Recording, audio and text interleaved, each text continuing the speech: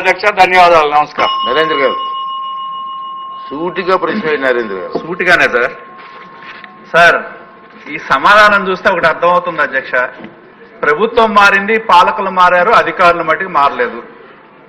ఎందుకంటే ప్రశ్న చూస్తే అధ్యక్ష 2019-24 మధ్య ప్రకటనలు జారీ చేయడంలో పక్షపాత ధోరణి ఉందా అని అడిగితే లేదు అన్నారు అధ్యక్ష.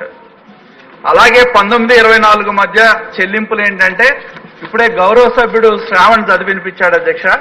ఈనాడుకి ఎంత ఇచ్చారు, ముఖ్యమంత్రి గారి యొక్క సతీమణి ఆధ్వర్యంలో నడిచే సాక్షికి ఎంత ఇచ్చారు, ఆంధ్రజ్యోతికి ఎంత ఇచ్చారనేది సభ ముందు చెల్లింపులు పెడితే పక్షపాత ధోరణి అనేది స్పష్టంగా కనపడతా ఉంది. వార్తాపత్రికలు ఇవ్వటంలో కానీ, వార్తాపత్రికలకు సంబంధించి అడ్వర్టైజ్మెంట్ ఇవ్వటంలో మంత్రి గారి యొక్క అనుబంధం ఒకటిలో చేసిన చెల్లింపులు చూస్తే పక్షపాత ధోరణి స్పష్టంగా కనపడతా ఉంది అధ్యక్ష. మరి ఏ విధంగా పక్షపాత ధోరణి లేదు అని చెప్పి మంత్రి గారు సభ ముందు చెప్పారో నాకు అర్థం కావటం. మూడో ప్రశ్న ఏంటి అధ్యక్ష, ఎవరైతే వార్తాపత్రికలకు ఈ ప్రకటనలు జారీ చేయడం ప్రభుత్వం తీసుకున్న చర్యలు ఏంటి అంటే ఆ ప్రశ్నే ఉత్పన్నం కాదంటారు అధ్యక్ష. అసలు నాకు అర్థం కావటల్లా ఏంటి పరస్పర విరుద్ధమైన సమాధానం మంత్రి గారు సభ ముందు ఉంచారు. ఒకవైపు అనుబంధం ఒకటిలో మళ్ళీ ఒకసారి చదివినిపిమంటే చదివినిపిస్తా అధ్యక్ష. ఈనాడుకి 190 కోట్లు ఇచ్చినట్టు, సాక్షికి 292, ఆంధ్రజ్యోతికి 21 లక్షలు మాత్రమే ఇచ్చినట్టు, ఆంధ్రప్రభకి 14 కోట్లు, సర్క్యులేషన్ ఆధారంగా ప్రకటనలు ఇవ్వలేదు అనేది స్పష్టంగా చెల్లింపుల్లో కనపడతా ఉంది. మరి మంత్రి గారి సమాధానంలో పక్షపాత ధోరణి, ఎందుకంటే కేవలం ముఖ్యమంత్రి గారి ఆధ్వర్యంలో, వారి సతీమణి ఆధ్వర్యంలో నడిచే సాక్షి పత్రిక, అదేవిధంగా సాక్షి ఛానల్ కి ప్రభుత్వ డబ్బులు అప్పనంగా కట్టబెట్టారు అధ్యక్ష. మరి ఏ విధంగా సభను తప్పుదో పట్టించే విధంగా ఎవరైతే అధికారులు ఈ సమాధానం సంబంధించారో వారి మీద చర్యలు తీసుకోండి. గౌరవ సభ్యులు చెప్పినట్టు దీని మీద హౌస్ కమిటీ వేసి సమగ్రంగా, ఇవే కాదు అధ్యక్ష, మిగతా ప్రకటనలు ఏవైతే ఉన్నాయో వాటన్నిటి మీద సమగ్ర విచారణ జరిగే విధంగా చేయాలని చెప్పి మేము డిమాండ్ చేస్తా ఉన్నాం. మినిస్టర్ గారు మీ సమాధానం సార్. మంత్రి గారు హౌస్ కమిటీ గురించి కూడా స్పష్టత ఇవ్వండి. అధ్యక్ష, గౌరవ సభ్యుల అభిప్రాయాల్ని చాలా స్పష్టంగా చెప్పారు అధ్యక్ష.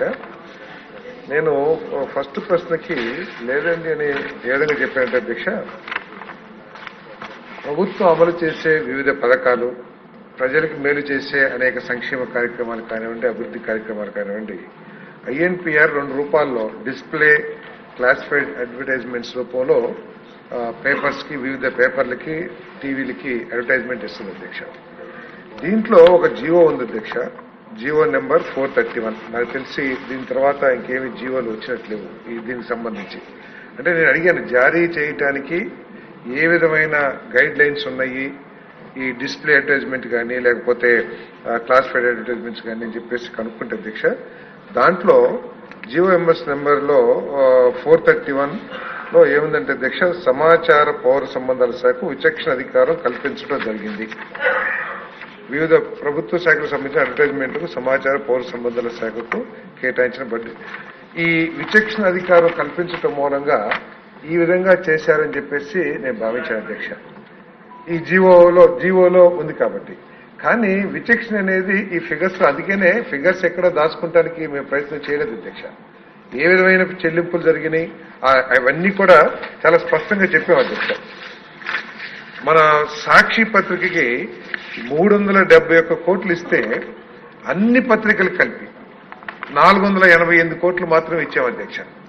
తప్పకుండా దీంట్లో విచక్షణ జరిగింది అధ్యక్ష. కానీ ఆ విచక్షణ చేయటానికి ఉన్న జీవోని అడ్డం పెట్టుకుని ఆనాటి అధికారులు ఇటువంటి విచక్షణ పక్షపాత ధోరణి చూపించారని చెప్పేసి స్పష్టంగా అర్థమవుతుంది అధ్యక్ష. ఒకవేళ ఈ శాఖకి ఏదన్నా ఇన్ఫర్మేషన్ దాయాలి లేకపోతే తప్పుదో పట్టించాలనే ఉద్దేశం ఉంటే ఈ ఫిగర్స్ అన్ని కూడా ఇవ్వడానికి ప్రయత్నం చేసేవాళ్ళం కాదు అధ్యక్ష. కాబట్టి పక్షపాత ధోరణి చాలా స్పష్టంగా కనపడతా ఉంది. కానీ ఆ పక్షపాత